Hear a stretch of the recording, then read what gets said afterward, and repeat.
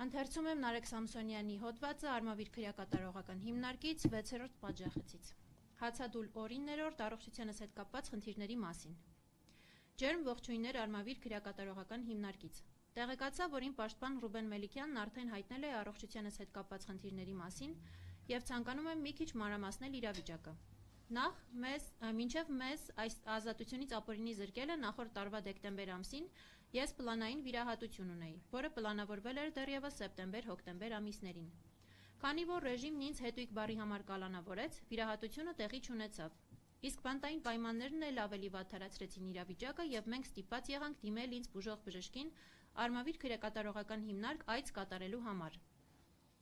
Տվյալ դիմումը գրել էինք հունվարի 5-ին եւ ապօրինի կալանքի երկարացումից հետո հայտարարածս հացադուլի 7-րդ օրը բժիշկը հնարավորություն ունեցավ այցելելու եւ զննելու ինձ։ Այսինքն դիմումը մուտքագրելուց 10 օր անց միայն բժշկին հնարավորություն տվեցին այցելել ինձ։ Հիմա, երբ բժիշկը ցուցել է շտապ վիրահատական միջամտություն, նույն ծառայությունն անհասկանալի պահանջներ է առաջ քաշում եւ ասում, որ տվյալ ցուցումը հնարավոր է իրականացնել նվազագույնը 10 օրում։ Այսինքն, ինձ առանց հանցակազմի արկայության պահում են ուղղակի գերության մեջ, Վերադաս Ատյանն ասում է, ապօրինի եք կալանավորել, դրանից հետո 3 ամսով նոր ապօրինի որոշմամբ երկարացնում են գերության ժամկետը, դրանից հետո ինձ ոչինչ չի մնում, քան հացադուլի միջոցով արտահայտել բողոքս։ Հետո ինձ, հացադուլավորից, տեղավորում են պատժախոց, իսկ արդեն հիմա ասում են 10 օրից շուտ չեն կարող տեղափոխել, կարգն է այդպիսին։ Հիմա պատկերացրեք, թե մենք ինչ աստիճանի բարոյազուրկ քրեական հանցագործ ռեժիմի հետ գործ ունենք։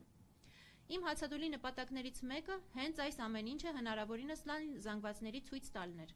Ոչ թե նրանց, ովքեր 2018-ից անցել են պայքարի բովով, կամ նրանց, ովքեր իրենց սեփական մաշկի վրա զգացել են ռեժիմի անմարդկային էությունը, այլ նրանց, ովքեր միշտ հեռու են եղել քաղաքականությունից ճակերտների մեջ։ Այս ամենը ես ցանկանում էի մտցնել միջազգային հանրության փակ աչքերը, ինչն էլ այս ընթացքում արել է Anti-Fake-ի թիմը հայտնի քաղաքական եւ հանրային գործիչների գործուն աջակցությամբ։ Հիմա հասել ենք հատակի հատակին, երբ սրանց իշխանության անմարդկայնությունն այլևս արձանագրված փաստ է, եւ վստահաբար դեռ առաջիկա օրերին հատակի հատակից անդին է իջնելու։ Հիմա այս ամենի պատասխանատուների մասին։ Առավել քան վստահ եմ, որ ոչ Արմավիր քրեակատարողական հիմնարկի ղեկավարությունը, ոչ էլ քրեակատարողական բժշկության կենտրոն ՊՕԱԿ-ի ղեկավարությունն այս ամենում շահագրգռված չեն, անգամ սրտացավ են։ Բայց այն մարդիկ, ովքեր ապօրինություններ թույլ կտան, ապագայում անձնական պատասխանատվություն են կրելու այս ամենի համար։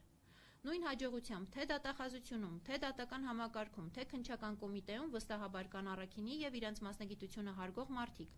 բայց նրանք, ովքեր թաթախվել են քաղաքական հետապնդումների եւ ռեժիմի հրահանգները կատարելու պարտականության մեջ, ապագայում աներկբայորեն պատժժվելու են դրա համար։ Ես այս ամեն ինչին շարունակում եմ քնծիծաղով նայել եւ անկեղծ ասած վստահ եմ, որ առջևում դեռ նոր անակնկալներ են լինելու։ Ես այդ անակնկալներին սպասում եմ, քանի որ գնալով ավելանում է այս ամենի անհատական պատասխանատուների ցուցակը։ Այս ամենի պատվիրատուների մասով ասելիք չկա, ինչ կար, ասվել է,